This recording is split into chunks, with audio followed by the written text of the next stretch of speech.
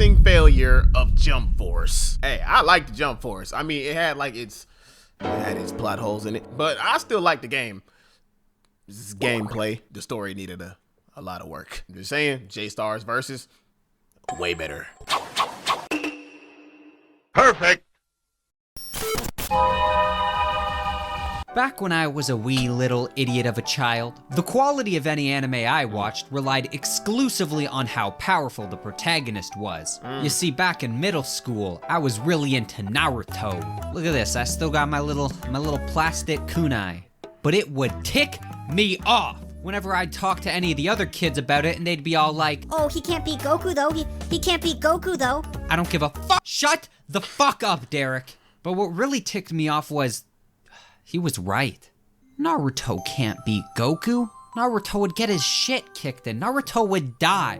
I would get home and play my stupid little Naruto Xbox 360 game and go, man, I wish there was an anime fighting game where I can fight Goku and also play as Naruto.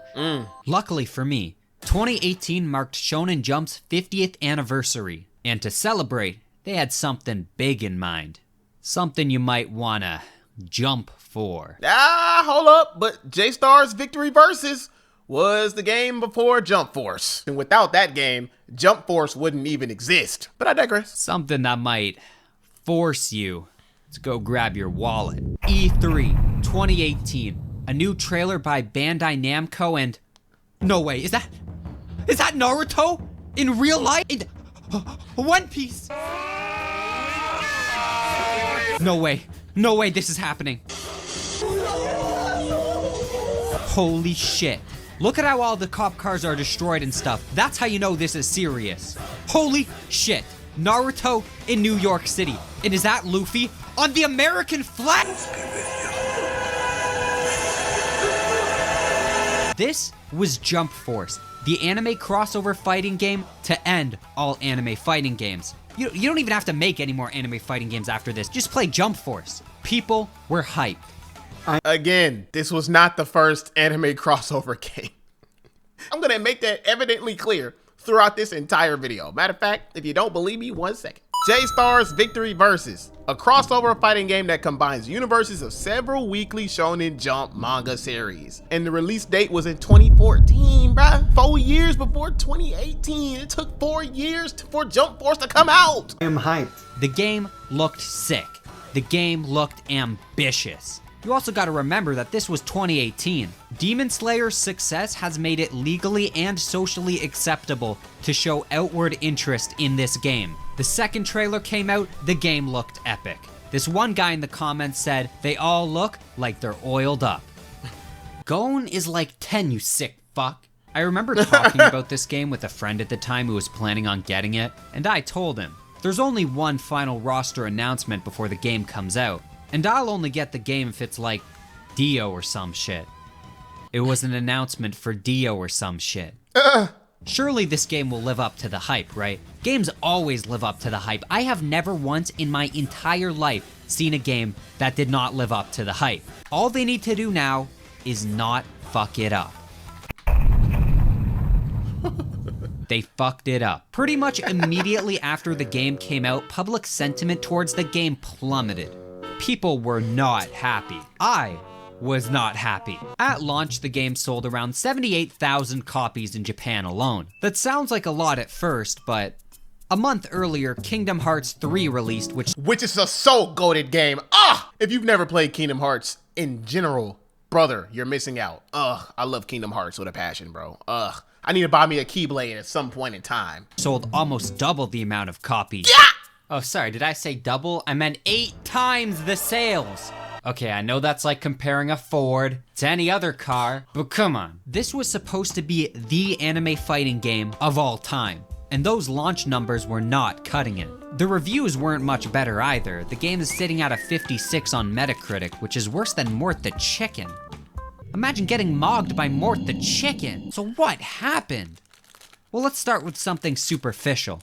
The graphics. Usually, I don't really talk about graphics because they aren't really an aspect of games that really matters to me all too much. They should have never made Jump Force's graphics too real. They should have just kept what they did in J-Star's Victory Versus and kept it like more anime-y. Much. But with the Jump Force, it's worth talking about because the game looks like this.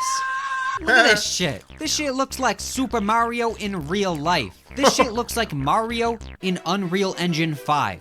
This is what Dragon Ball will look like in 2013. For some reason, only God knows why, the geniuses behind this game decided the best art style for their anime crossover fighting game was this goofy looking faux realism that makes every character just look awful.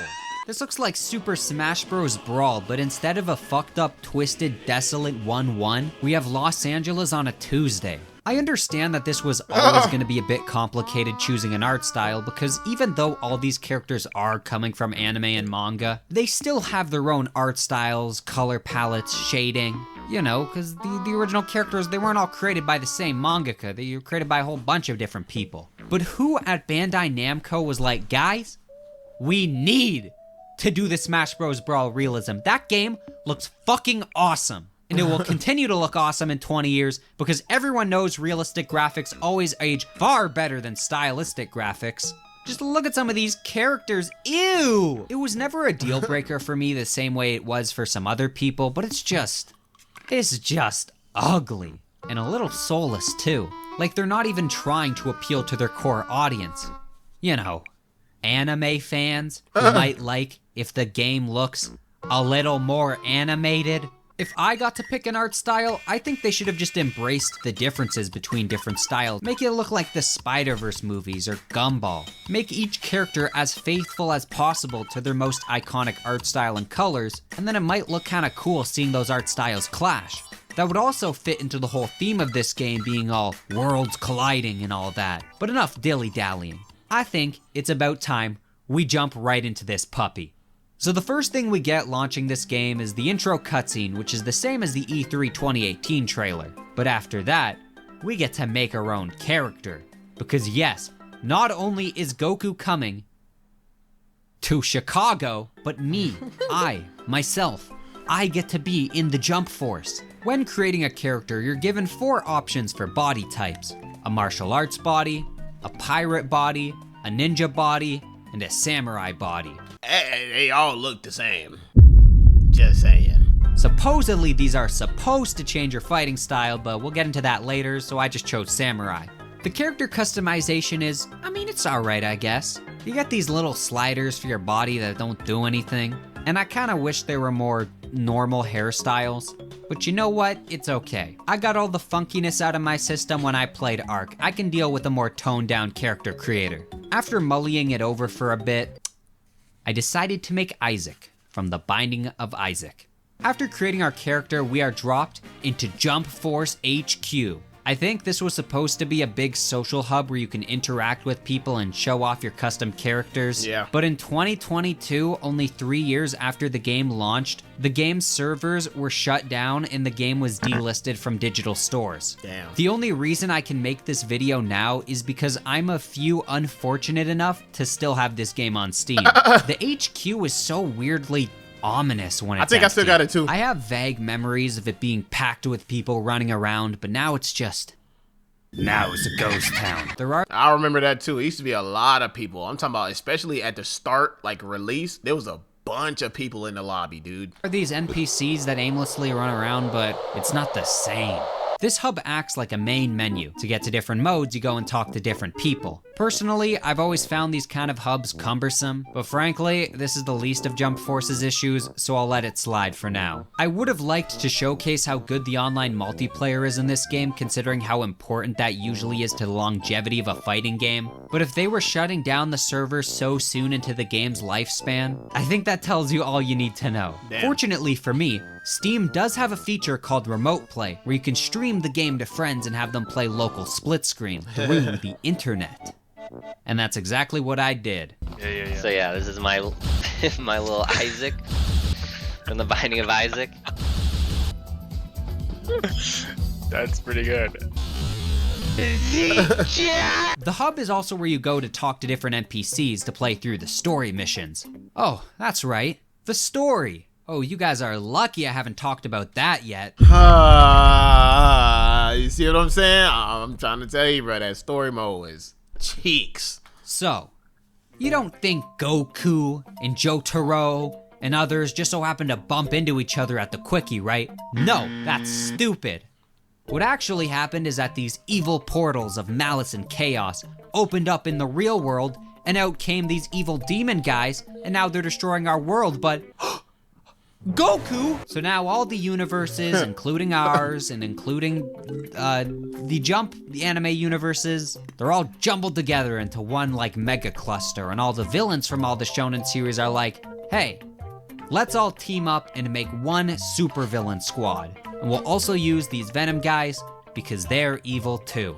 And then every anime protagonist is like, holy shit, we need to make anime Avengers, and we'll call ourselves Jump Force, because we are characters from Shonen Jump, and we will protect every universe and defeat every villain and defeat every Venom. And that's about it for the story.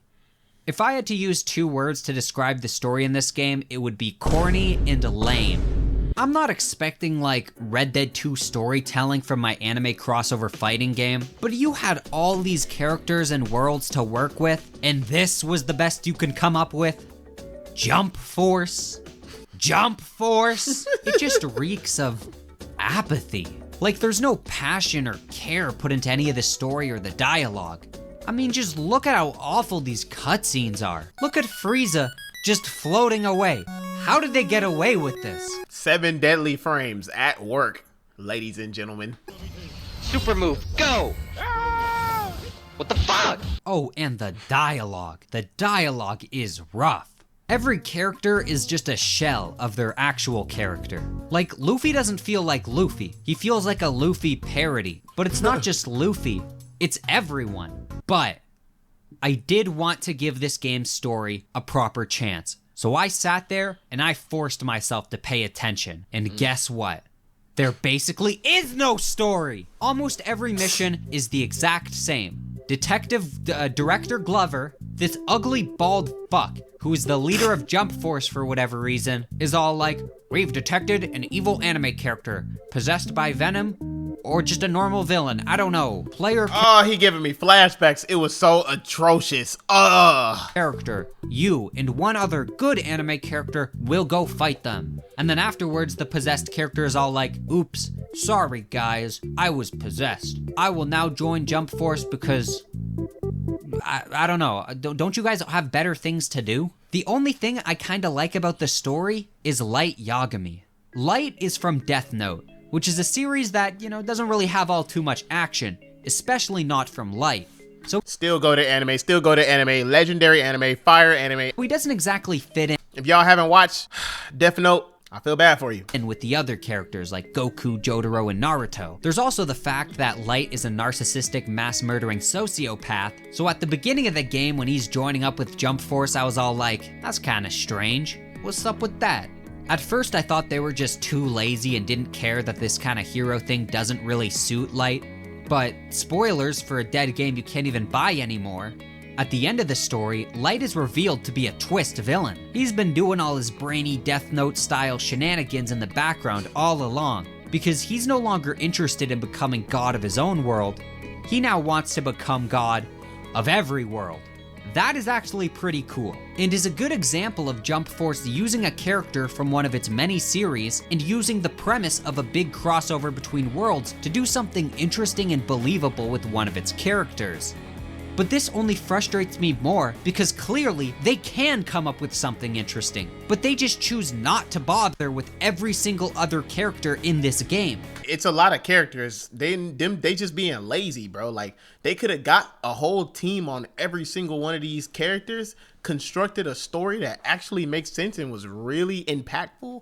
Lazy ass nigga. I'm telling you, bro, these companies gonna learn one day. It's like every now and then, every blue moon, every blood moon, they come up with something thoughtful and like they look like they took care of it and they actually put some soul and heart into it. But dang, bro, we gotta stop this game. Speaking of characters, I think it's time to touch on the roster because it sure is a roster. The base game has 43 different characters, which is honestly not too shabby. Unfortunately, these picks are kinda whack. We got the big four, and each of them have more than enough characters. And then we got the JoJo's guys. We got the Hunter Hunters. Yugi is a super cool pick. I'm very glad he's in this game. But then we got shit like this. Who the fuck is Prometheus? Does he look familiar? Well, he shouldn't. Okay, so I have no clue who that nigga is, I'm telling you. check out these iconic anime characters, such as Yeah, I see on the Prometheus. left. Who is that? Right, I don't know who that nigga is. I guess having access to all of Shonen Jump's characters weren't enough to fill out a roster, because this game added 3 completely new, original, but ugly and boring characters: Cain, Galena, and Prometheus. Alright, here's my second They look more like DC characters or rejected Marvel characters, bro. Let's be honest here. favorite character. Dragon Ball. Galena. I also Cain. Cain's pretty cool. Came from what, He's- dude? I'm usually a the more the merrier kind of guy, but this is not one of those cases. It's like if Gumby came to Smash Bros. Like, no, we're not upset Gumby is gonna be in Smash Bros. Gumby is freaking awesome. We're upset because Gumby being in Smash Bros. Is taking that roster pick away from characters who deserve to be in a Smash Bros. Game far more than Gumby. Oh, hold up now. Did somebody say post-launch DLC fighters? Oh, hopefully we can diversify the roster and maybe even represent some more niche shonen series that are in need of some. It's Boo. It's Boo from Dragon Ball. You're gonna get Boo from Dragon Ball, and you're gonna like it. There comes a point where it becomes redundant to keep adding characters of one series because you've already sold fans of that series onto the game. No One Piece fan is going, well, I wanted to get the game, but there's only 6 One Piece characters. Oh, 7 One Piece characters? Take my money, Bandai! Instead of over-representing certain series, why not prioritize representing as many series as possible? One extra One Piece character is not gonna suddenly persuade any One Piece fans who have not already been persuaded, but if you add Gintoki, maybe you could have swayed some Gintama fans to try out your game. But Gintama goated. Trafalgar Law and Boo were not the only DLC fighters added to the game. The game actually got a good amount of DLC fighters. Unfortunately, since the game was taken off the Steam store, I have no way of buying them. Actually, I should count my blessings on that one. There were 14 DLC characters released across 2 seasons. 9 in the first, Kaiba was a great ad, by the way, just saying. And Hiei was definitely a great pick too. and 5 in the second. If you're wondering why Season 2's pass only had half the characters as Season 1, it's because the game was already so dead that by Season 2 they had to cut it in half. I do actually like a lot of these DLC picks. Bakugo Biscuit too. Kruger, Meruem, Giorno Giovanna, even Trafalgar D. Law, even though I think One Piece is already overrepresented. You could make the argument that he's popular enough of a character that he should have been in the base game. But do you notice a pattern with the DLC fighters? Why are all the DLC characters only from series already represented in the base game? Where is Demon Slayer? You know, the one Shonen Jump manga to break One Piece's 11-year streak of being the best-selling manga series? This game came out during prime Demon Slayer. Demon Slayer was inescapable back in 2020. I mean, it still is. Let's be honest. Demon Slayer's on top of the world right now. And you're telling me they didn't think to capitalize on that popularity? All they needed was like Tanjiro, just one character, and I guarantee people would have ate that up. They added Giorno as a DLC fighter, likely to capitalize on Golden Wind's success since that just aired recently, so clearly they're at least partially aware of what's popular. No Demon Slayer and Jump Force. Why do the modders do a better job than the studios? The modders, like, they put way more effort, love, and we're fans. That's why. Let's just boil it down to that. We put more love, heart, and soul into the product than the studio itself, because all they want is money. I don't care about you wanting money, but damn, nigga, give us a quality product when you do so. We need 7 Bleach fighters. 7 more Bleach fighters to Jump Force. We don't have space. If we had Tanjiro, we wouldn't have enough space for Prometheus. And if we can't have Prometheus, then what the hell was the point of this game at all? What are we even doing here? Do something useful. Oh shit. Oh shit. Okay. How do I doing? use that Hey, ability? No pausing. Who is who? Am I getting my ass beat or am I beating yo ass? Yeah. I thought they would have like given Different colors. Yeah. With every DLC, the final roster comes out to 57 characters, which sounds impressive, but Naruto, One Piece, Dragon Ball, and Bleach each had 7 characters, which means of the 57 characters, 28 of them come from one of the big 4.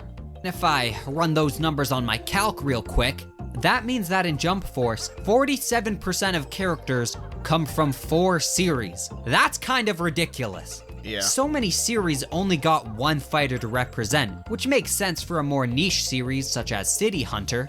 But then there's stuff like My Hero Academia and Black Clover. Both of those series only got one character in the base game. And I mean, maybe I'm misremembering, but I feel like in 2019, both those series, especially My Hero Academia, was very popular. Absolutely. My Hero was popular. My Hero was through the freaking roof, even today. At least they actually got a character. This is supposed to be a celebration of Shonen Jump as a whole. I understand that these are some of Shonen Jump's most popular series, but sometimes it really doesn't feel like a Shonen Jump crossover fighter. It just feels like a Naruto versus Goku versus Luffy versus Ichigo fighting game, with special guests like Kenshiro every once in a while. Where is Koro Sensei? Let me play as Funny Yellow Octopus Man. Actually, now that I think about it, the roster really does lack some fun, wacky picks. Pretty much everyone in here except for like the Yu-Gi-Oh bros are traditional fighters. Well, duh, it is a fighting game after— Quiet, stupid. Yes, it is a fighting game, but if Multiverses could make LeBron James into a fighter, why can't Jump Force make like, I don't know, the cat from Madoka Magica into a fighter? Right. Oh, it's not published by Shonen Jump, never mind. Ah. Also, when I'm using multiverses as an example of doing something right, that's a really bad sign. The only thing weirder than the roster in this game is the map selection. Actually, no, I take it back. Jump Force only has incredible maps. Why? I can't seem to pick my favorite. I think my favorite map is Los Angeles. No, wait, New York City. No, wait, Hong Kong. No, wait, Mexico. Just the whole country of Mexico, I guess. Actually, no, it's San Francisco. Actually, no, it's Paris. No, wait, there are 17 stages in this game, and this is where they could have gotten really creative. Think of all the cool set pieces that come from Shonen series that would have made for really cool maps. But for some reason, half of them are just real-life cities. That's right, I'm picking up the anime crossover fighting game because I really want to fight in New Zealand. I hear that is a great place for a brawl. Like, I get the whole point of the game is the whole merging of the anime multiverse in our world, but dude, half of them? I can promise you from first-hand experience, LA is not that gas. Bro is spitting. It is not that gas. Now, a Toronto map, on the other hand, hey, you wanna know what's funny? Guess which series every other non-real-world map comes from? That's right, Naruto, One Piece, Dragon Ball. I bet you're expecting me to say Bleach, but no, they couldn't even make a single Bleach map. It's just Naruto, One Piece, and Dragon Ball now. That's crazy. Bleach? Bye-bye, Bleach. You're not making the cut anymore. Dude, That's what if crazy. Super Smash Bros. Only had Mario, Kirby, and Zelda maps? How lame would that be? I don't Yeah. even get it. Like, if the Jump Force devs loved their real-world maps so much, why didn't they just double up? Like, you could have had an Egypt map that doubles as both a JoJo's map, but also just another real-world map. How do you miss that opportunity? But it gets even weirder. Because of the universe merging shenanigans, there are different anime references scattered around the real-world maps. For example, in the background of the New Zealand map, you can see the Black Whale, which is a ship from Hunter x Hunter. On one hand, that's a reference to the Succession War arc, which is an absolutely goated arc. I love that arc, and it will probably never get animated, so seeing a reference to it in this game is cool as hell. But on the other hand, if you wanted to make a plain beach map with a big reference in the back to Hunter x Hunter, just make a Hunter x Hunter map. Old cake. Let's go. All right, let's talk about the combat, because you guys know I saved the best for last.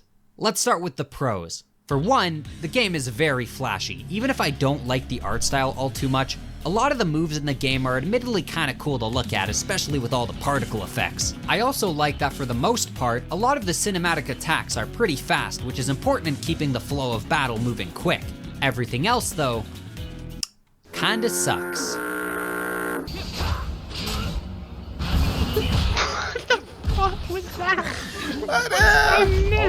My two biggest issues with Jump Force's combat is that it's super basic and that everyone feels the same.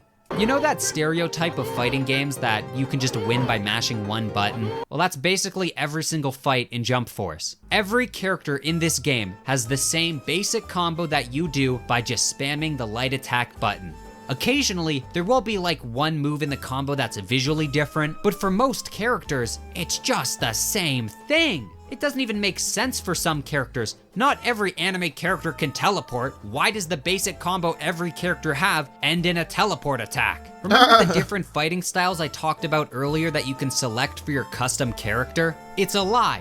They all fight the exact same. The only difference are the visuals. The mechanics don't change. This makes every fight in Jump Force feel the same. It doesn't matter who you pick or who your opponent picks. Every fight just boils down to the same basic combo every match. This is what I was talking about where I said there's a lot of plot holes in it, but I did enjoy Jump Force a whole lot. This game gets a bad rep for reasons I can understand. Maybe in high tier competitive gaming it's different and being more creative is better, but for like 90% of people who play this game, it's just easier and stronger to play super aggressive, spamming the same combo every character has. This makes the game get boring really quickly. When the facade clears away and you get to see what this game really is, the illusion of the amazing possibilities of having 50 plus characters to choose from fades away. Jump Force is also an assist fighter, meaning instead of picking one character per fight, you get to pick 3. These backup characters are both extra moves you can use during a fight, and also backup fighters you can swap to whenever you want. Apparently, assist fighters get a bad rep amongst the fighting game community. I am not a part of that community, so I don't really know why. But frankly, I like assist fighters. I play Naruto Storm, I play Dragon Ball Fighters. I play a couple games that have assist fighters in it, and I actually like it because it's unique. And if they do it the right way, then it can be very helpful in combat. I personally don't care about just having one character and playing with that one character, even though I'll do it. But I really enjoy having 2 other backup supports that can help me out in battle. I think it's a godsend in Jump Force, because if Jump Force didn't have the assist mechanics, what the fuck would this game even have? As a fact. Holy shit, look at Blackbeard. The answer is Prometheus. We would still have Prometheus. Yo, why is he hitting the... The only unique moves characters get are their abilities, in which each character is giving 4. Bro, that boy Prometheus hit the peak cinema before it was even a thing. With one of them being their awakening move, which is your super ultimate move that only becomes available once your awakening gauge reaches at least half. Every character can also use this gauge to awaken, which is stuff like Goku going Super Saiyan or Naruto going Sage Mode. But for most characters, it's just a generic buff because a lot of these characters don't have modes they swap between. It feels like a feature very much geared towards Naruto, Bleach, One Piece, and Dragon Ball. Even most of the unique abilities in this game work the exact same with only slight variation and a different cutscene that plays. To be fair, some are unique. For example, Kurapika has a healing ability. It really fucking does anything. I don't know, it's kinda cool, I guess. My favorite ability in the game comes from Yugi, who has a gambling ability, where you can draw a random card that gives a random effect. Some characters also have unique quirks, such as Dio being unable to be selected on daytime maps because he's a vampire. And yes, although that is a cool detail, you gotta give me more than that, man. How would Dio cause that anyway? No idea, because he doesn't have anything in his kit. If it was like something that like...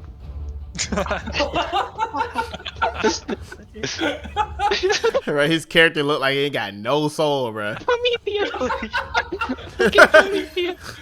Sanji actually has a negative character quirk. Normally, he's a pretty good fighter, but secretly, he actually has 2 movesets. One for fighting guys. He can't hit girls. That is not a new thing for Sanji in fighting games. If you go to J-Star's Victory Versus, it's the same thing. He doesn't hit women, bro. They just carried that mechanic over into this sequel game. And one for fighting gals. That is a pretty fun character detail, one that makes sense for his character. But unfortunately, it makes playing Sanji a huge gamble, because his fighting style when fighting women is intentionally made super weak. So all your opponent needs to do to completely dominate you whenever you're playing Sanji is to switch to a female character every time Sanji comes out. Sanji, I know you have no problem hitting children, but you need to start hitting women or we're gonna lose. Okay. After playing Jump Force for about 10 hours, I can see why the player base for this game fell off a cliff so soon after launch. The fighting is just boring. It's cool at first, but the deeper you get, the more shallow you realize it is and the more repetitive every fight feels. See? You see what I'm saying? Whole lot of plot holes. Again, I enjoyed it, but there's plot holes that indeed made me be like, damn.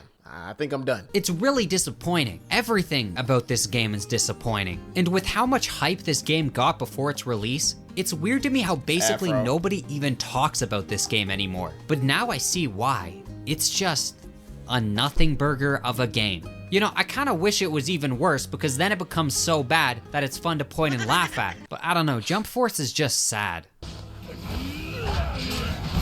Okay, no, the rocket launchers are absolutely worthless. What the fuck? Yeah, the rocket launchers are cheats, bro. I don't even know why people... Why did they even add that to the game? I haven't mentioned them yet in this video, but this actually isn't the first Jump crossover fight. Oh, thank you! Finally! Thank you! He's about to literally say what I've been saying the whole video. J-Stars versus... J-Stars Victory versus Plus. Game. The first I heard of and the one that garnered the most mainstream appeal. But there's been 7 Jump crossover games. What? I didn't even know that. What the fuck? What? See, look. 2014, J-Stars Victory versus. That was the one I got introduced to. J-Stars Victory versus. Wow, I didn't know there was 7 more. Wow. That's wild. Over the last few decades. So even though Jump Force was a total failure, I think it's pretty likely we will get another one not too far off into the future. But even though it's only been about 6 or 7 years, Shonen Jump as a company has changed so much. Whereas Jump Force was dominated by series of the past, such as Naruto, Dragon Ball, One Piece, and Bleach, I think a modern Jump fighter would be the opposite. A lot of the more popular shonens of the past 5 years have been new series, Promise like Neverland. Jujutsu Kaisen. How would you even like incorporate Promise Neverland? What the fuck?